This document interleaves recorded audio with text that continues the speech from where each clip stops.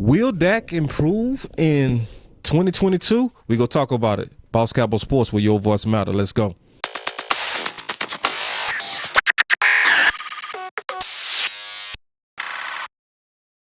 Well, when we're dealing with Dak Prescott, obviously that's a polarizing athlete, not just to the local Metroplex and Dallas fans around the world, but obviously other teams too. It's always mixed opinions on Dak. That goes with being a Dallas Cowboy quarterback. That's very natural. It happens all the time. You know, it's just what it is. When you are the quarterback of the Dallas Cowboys, a lot of controversy is going to be created because it's a media magnet. That's just how it goes.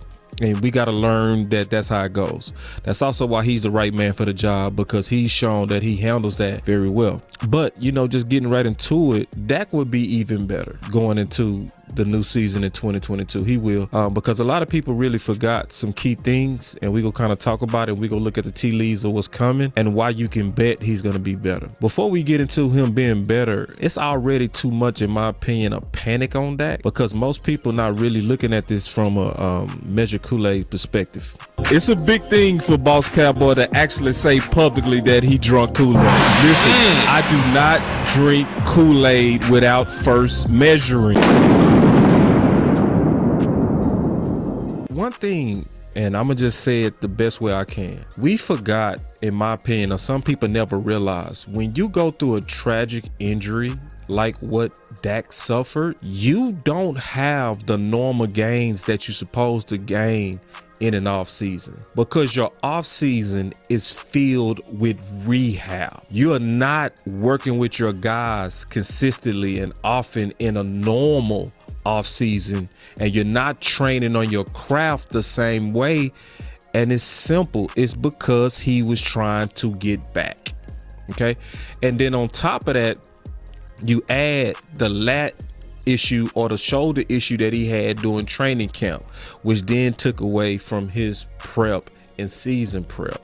Then on top of that, you had the calf strain. So you had all this different stuff where you had a string of injuries pile up in basically 1 year.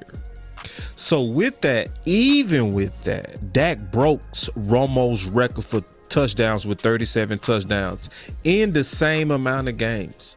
So it's just amazing to me, the panic that's happening over Dak when a so-called bad year was the franchise's best year ever in quarterback touchdowns. So when you look at it like that, and you look at the fact that he had no offseason, that alone should already give anybody with common sense optimism on what's going to happen going forward. So, yeah, is he going to be even better? Yeah.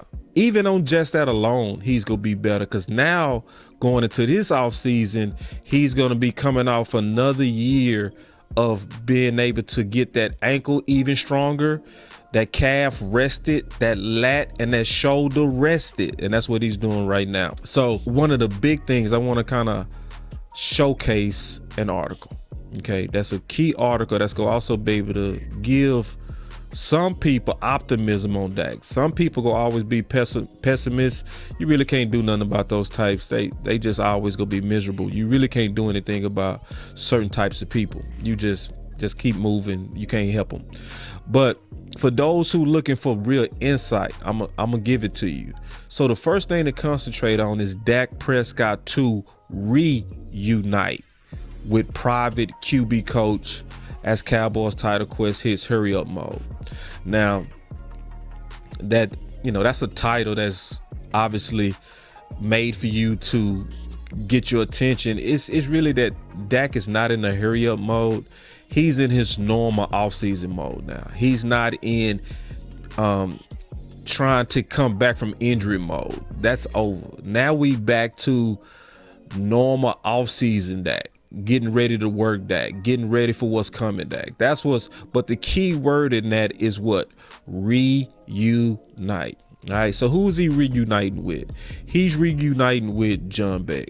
Okay, so John Beck was the quarterback coach that, you know, when people saw the Dak dance and the drills that he does, it's John Beck, a quarterback guru, and he was a journeyman in the league, but he has a lot of respect. in the NFL as a trainer to quarterback. So he's reuniting with John Beck this offseason, and they already doing a little bit work now, which is very good. So, you know, you hear a lot of people who forget about the fact that he was coming off the injury and that he didn't get a chance to continue his development. It's continued development that stopped. All right. So just think about it. When you hurt your ankle and you spend that whole offseason just working on coming back, your quarterback development takes a pause. Now it's continuing. So that should give people optimism. But then as we kind of look into some of the details of the article, so they was talking about Prescott will be entering his 7th season as a starter. Okay. And the work he puts in between now and training camp, though, is all on him. Well, that's obvious. Like, of course. And that's on every athlete. And I'm going to tell you, as somebody who, you know, played Division I football, your biggest gains is from the offseason. By the time you hit the season, you go only have maybe small gains at that point. Your biggest gains is from the work that you put in the off season. By the time you get to training camp, you are who you are for the most part. Yeah, there can be some improvement, but it won't be much. It's the off season work that get you there. He said Prescott asked Cowboys head coach Mike McCarthy during the team's exit interviews last month about the offseason quarterback program McCarthy used to run in Green Bay. So McCarthy used to have a quarterback program, right? But McCarthy isn't allowed. That's what this article is talking about. McCarthy isn't allowed to run that same kind of session under the league's current collective bargaining agreement because they're basically giving players more rest, just to break that down. But Prescott says he plans to take a version of McCarthy's quarterback school to his personal coach, John Beck of 3D QB. That's the name of John Beck's. And John Beck stuff is fire, man. If you go to his Twitter and you look at the work that they put in, you know, obviously he's featured a lot, and that's obvious. But like, if you just look at some of the videos, you ain't got to really study. But remember, we saw Dak doing this drill, you know, that showed the drill. Obviously, Dak works close with them, and he's coaching. He's coaching those younger quarterbacks. And anybody that knows sports knows that one of the best ways to really hone in your craft is to also teach it. So he's doing it right on both sides. He's teaching the mechanics of it, and he's resting his body to get prepared to go through it himself. This is why you can count that he's gonna come back better. This is not a rehab Dak that we getting ready to see. This is a training Dak. We're back to Dak training. So you can see Dak also on that left side on the picture, you know, putting in the work, help training the guys, giving back to the community. It's a good thing. But also that drills the mechanics into him. When you teach it, it also helps you do it. I mean, anybody that teaches knows that. That's any way to really learn your craft is usually by doing it. You know, so when you look at that and you look at the camp and you look at the fact that Dak is getting ready to be putting in all his work in all season, I mean, it's pretty common sense what's getting ready to happen. Y'all saw us show this video 1,000 times with what happened last year when Zeke actually put in work with 300 in his off season. You saw him working on all that jump cut and all that kind of stuff. But what happened immediately? You saw the same jump cuts and all the stuff that he trained in the off season during the games, because that stuff that you do in the off season actually really comes through in the season, you know. So I mean, I'm showing a little bit of film, but where you can see the same work that Zeke was putting in prior to his knee injury was the same work that you saw working before his knee was banged up. I mean, it was absolutely no words and no critiques on Zeke until his knee injury. Now, obviously, you're hearing the people come out the grave on Zeke washed up. People saying stuff like that. I always just want to say that. But those same people weren't saying a word. So what you saw with Zeke is what you also getting ready to see with Dak, because Dak is working with John Beck, right? And he's putting in that offseason work. You go see a much better Dak, because like, especially when you start having injuries and little stuff mid-season, what happens is your body is going to naturally go back to what makes it comfortable. You need a trainer that's going to push you to have muscle memory in your body, to where even when it get tough, even when you're tired, even when you're breaking down, your body still is going to complete the right motions because you trained it into your memory. So I want to show one more thing about this article, man, and then we'll talk about it a little bit more. This is the key part that I want to highlight, and this is also what the OC and I recommended last year when strength and conditioning was the #1 issue on our list last year. Check this out. He said, due to the strained calf he suffered 2 weeks earlier, Prescott was forced to miss the October 31st game versus Minnesota. That same day, Beck appeared on the New York Jets sideline for the game against Cincinnati. The Jets had just hired him on a full-time basis for the remainder of the season to help mentor Zach Wilson, their pick.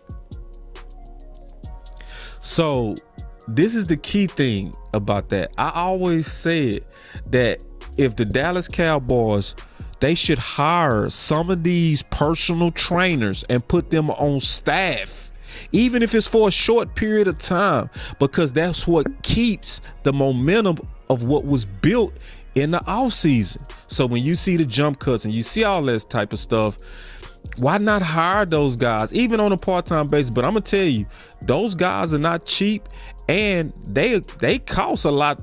Actually, they probably make way more money independent than they actually do working for a team. A team actually can't pay them enough, because like people like Dak and people like other quarterbacks, man, they lay out big money for this type of training. This stuff ain't cheap. You talking about maybe $100K up for athletes like Dak, and I'm talking about that's cheap.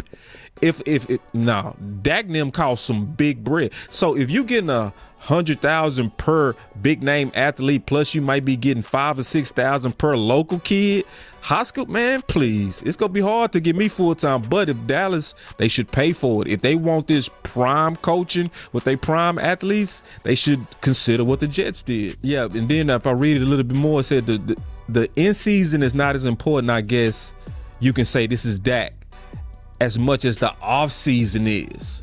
Prescott said during the season, but yeah, I look forward to getting back to him when the off season happens. So, and just like I just said, Beck would not reportedly return to the Jets. I'm telling y'all, them personal trainers, they make way too much money. I know a lot of them guys personally. I mean, they get calls and all kind of stuff donated to them from players, because players appreciate their work. Like, a lot of them players understand that I wouldn't get the bag that I receive unless I worked under your training, period. So, I mean, so going back, I mean, for everybody that's worried about Dak, I mean, go ahead. That's you. That's fine. I'm not gonna tell people how to think, but I'm not worried about it. Some people are a glass half empty people, and that's okay. Live your life. That's cool. Boss Cowboy, I'm very optimistic on Dak, and for logical reasons. Dak gonna be fine, man. Y'all just let this play out. It's gonna be fun. Boss Cowboy Sports, where your voice matters.